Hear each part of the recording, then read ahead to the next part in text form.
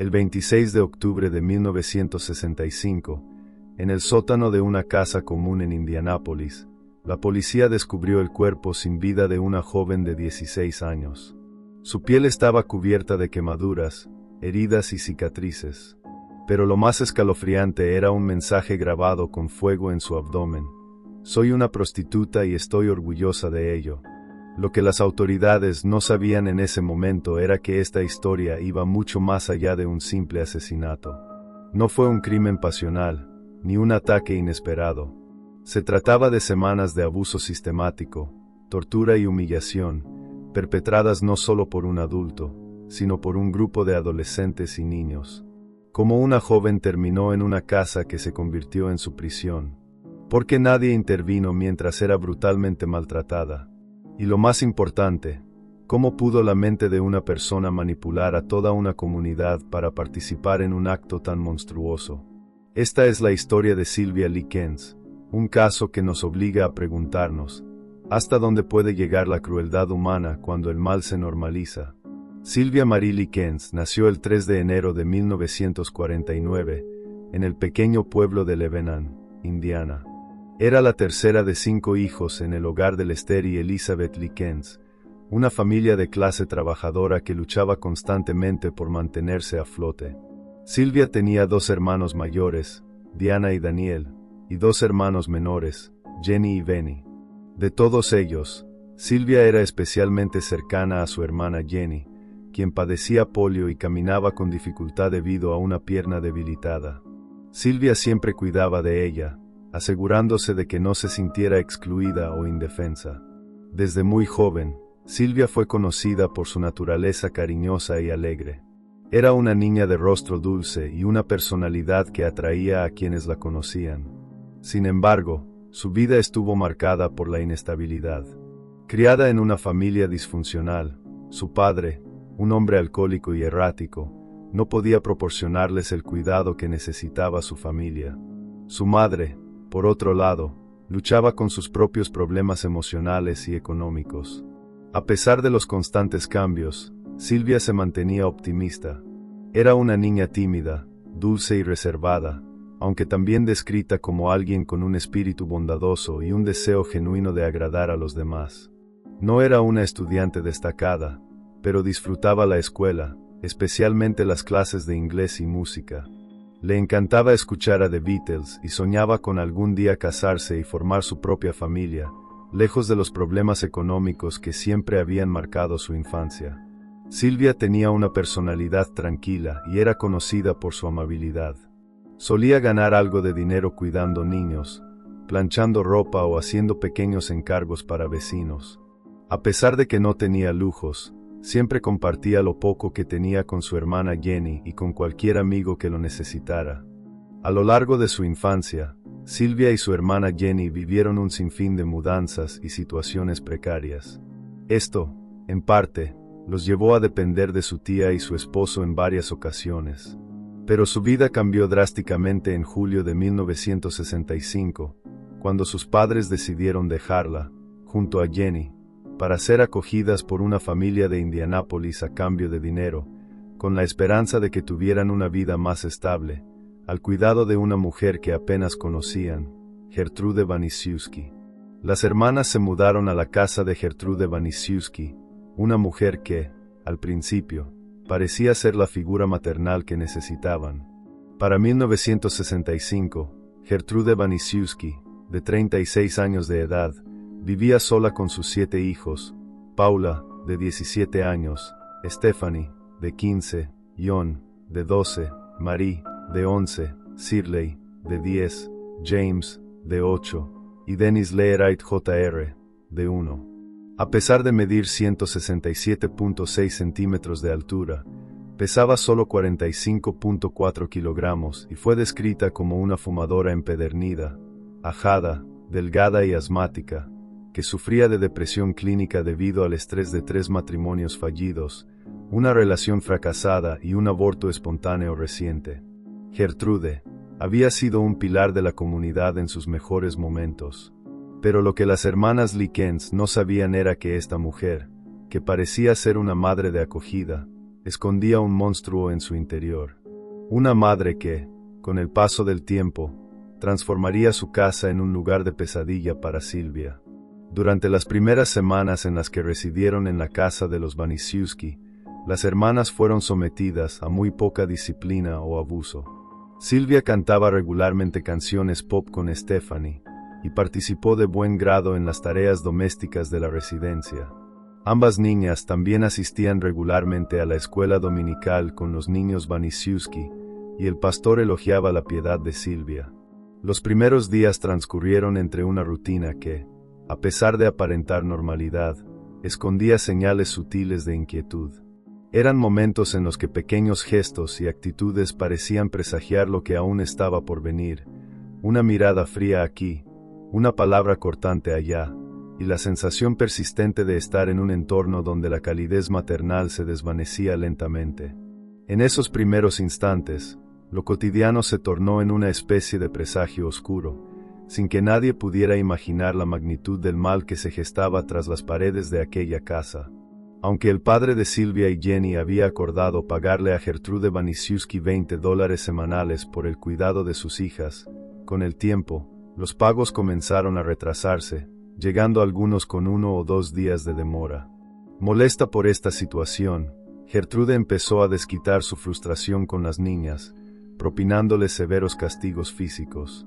Utilizaba diversos objetos para golpearlas, incluyendo una paleta de madera de 6.4 milímetros de grosor, mientras les lanzaba comentarios crueles como: las he cuidado toda una semana sin recibir ni un centavo. A finales de agosto, en un acto de brutalidad desproporcionada, las hermanas fueron azotadas unas 15 veces en la espalda con la misma paleta.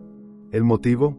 Paula, la hija mayor de Gertrude, las acusó de haber comido demasiado en una cena comunitaria de la iglesia. Este castigo marcó el inicio de un ciclo de violencia que solo iría en aumento. A mediados de agosto de 1965, Gertrude Wanisiewski comenzó a dirigir su ira y maltrato principalmente hacia Silvia Likens. Su resentimiento parecía alimentarse de la juventud, belleza y potencial de la niña. Al principio, la violencia consistía en golpizas esporádicas, restricciones de comida y humillaciones. Silvia, por ejemplo, fue forzada a comer alimentos en mal estado y castigada por supuestos actos que no cometió.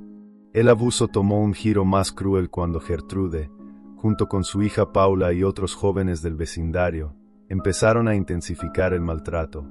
Las agresiones físicas aumentaron, y Silvia era humillada constantemente. Cualquier comentario o situación insignificante servía de excusa para castigarla. En una ocasión, tras mencionar que había tenido un novio en California, Gertrude la acusó de comportamiento inapropiado y la agredió, instando a los demás a unirse. La situación se agravó cuando Silvia fue señalada falsamente como una mala influencia, y Gertrude comenzó a propagar la idea de que debía ser castigada por ello. Cada día, la adolescente era sometida a mayores niveles de abuso, con la participación activa de los hijos de Gertrude y otros jóvenes. En una ocasión, fue obligada a ingerir comida en exceso y luego castigada severamente cuando su cuerpo reaccionó de forma natural. A medida que el maltrato se intensificaba, la condición de Silvia se deterioraba. La joven trató de defenderse en un acto de desesperación, difundiendo un rumor sobre las hijas de Gertrude, lo que solo empeoró su situación. En respuesta, el novio de una de las chicas la golpeó brutalmente, seguido de más castigos por parte de Gertrude. Poco después, Gertrude gritó para que Silvia fuera a la cocina, luego le ordenó que se desnudara antes de proclamarle: «Has marcado a mis hijas, ahora te voy a marcar a ti». Comenzó a tallar las palabras «soy una prostituta y estoy orgullosa de ello» en el abdomen de Likens con una aguja caliente. Los ataques no solo venían de la familia Wanisiewski, sino también de los vecinos y conocidos, quienes, alentados por Gertrude, se sumaban a las agresiones. Silvia fue utilizada como blanco de ataques físicos y humillaciones constantes, mientras su hermana Jenny era obligada a permanecer en silencio por temor a sufrir el mismo destino. A pesar de varias oportunidades para que alguien interviniera, incluyendo la visita de una enfermera escolar y la preocupación de vecinos y familiares, nadie tomó medidas para ayudar a Sylvia. En una visita de sus padres, ni ella ni Jenny se atrevieron a pedir ayuda, temiendo represalias aún peores. El tormento continuó hasta que la situación llegó a un punto de no retorno. Sylvia fue aislada en el sótano y sometida a castigos aún más crueles. Sin acceso a comida ni agua, su salud se deterioró drásticamente. En sus últimos días, apenas podía moverse o hablar con claridad. Finalmente, tras una serie de agresiones extremas, su cuerpo no pudo resistir más y murió el 26 de octubre de 1965. Cuando las autoridades descubrieron la verdad, quedaron horrorizadas por la magnitud del sufrimiento que había soportado. Este caso no solo reveló la maldad de sus agresores, sino también la indiferencia de quienes pudieron haberla salvado y no lo hicieron. Cuando la policía de Indianápolis llegó a la casa de Gertrude Wanisiewski el 26 de octubre de 1965, no sabían lo que estaban a punto de descubrir. La llamada que los llevó hasta allí no era una denuncia de abuso ni un reporte de un crimen violento. En cambio, había sido la propia Gertrude quien los contactó, entregándoles una carta escrita a mano supuestamente por Sylvia Likens. En ella, se relataba una historia que intentaba desviar la atención de los verdaderos responsables. Sylvia había huido, había sido atrapada por un grupo de jóvenes y torturada por ellos. Pero lo que los oficiales encontraron en la casa les dejó claro que esa versión estaba muy lejos de la realidad. El cuerpo de Sylvia Likens yacía sin vida en un colchón en el piso de una de las habitaciones. Su piel estaba cubierta de heridas, quemaduras y moretones. La frase grabada en su abdomen era una prueba macabra de la tortura a la que había sido sometida. Pero lo más inquietante de todo era el estado de la casa. No había señales de forcejeo, ni rastros de que un grupo desconocido hubiera irrumpido en el lugar. Todo indicaba que lo ocurrido había pasado dentro de esas paredes, y por manos que aún estaban en esa misma casa. Los oficiales notaron la actitud extrañamente calmada de Gertrude Wanisiewski y su familia. No había desesperación ni angustia, solo una serie de respuestas mecánicas y frías. Mientras interrogaban a los presentes, uno de los policías se percató de la hermana de Sylvia, Jenny Likens, quien se encontraba temblorosa en un rincón. En un momento de valentía y desesperación, la niña se acercó a uno de los agentes y, con un susurro que cortó el aire de la habitación, pronunció las palabras que lo cambiarían todo. «Sáquenme de aquí y les diré todo». Esa simple frase desmoronó la versión que Gertrude había intentado construir. Jenny, temiendo por su vida, pero sin poder soportar más el horror, reveló a los investigadores lo que realmente había sucedido en esa casa. Contó sobre las palizas, los castigos, la humillación constante y la forma en que su hermana fue convertida en el blanco de una violencia sin sentido. Con cada palabra que pronunciaba, el horror se volvía más tangible. Los agentes comenzaron a inspeccionar la casa y lo que encontraron confirmó el testimonio de Jenny. En el sótano, hallaron un espacio lúgubre donde Sylvia había pasado sus últimas horas. Había rastros de sangre, signos de amarre y un hedor insoportable que confirmaba que la adolescente había sido retenida allí en condiciones inhumanas.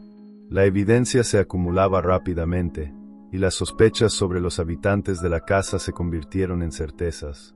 Uno a uno, los hijos de Gertrude y los jóvenes del vecindario que habían participado en el abuso fueron llevados a la estación de policía. Al principio, intentaron minimizar su participación, señalando a Gertrude como la principal responsable. Sin embargo, la realidad era que no solo habían sido testigos del maltrato, sino que muchos de ellos habían participado activamente.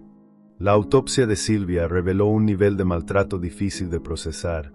Su cuerpo presentaba más de 150 heridas entre quemaduras, cortes, golpes y laceraciones.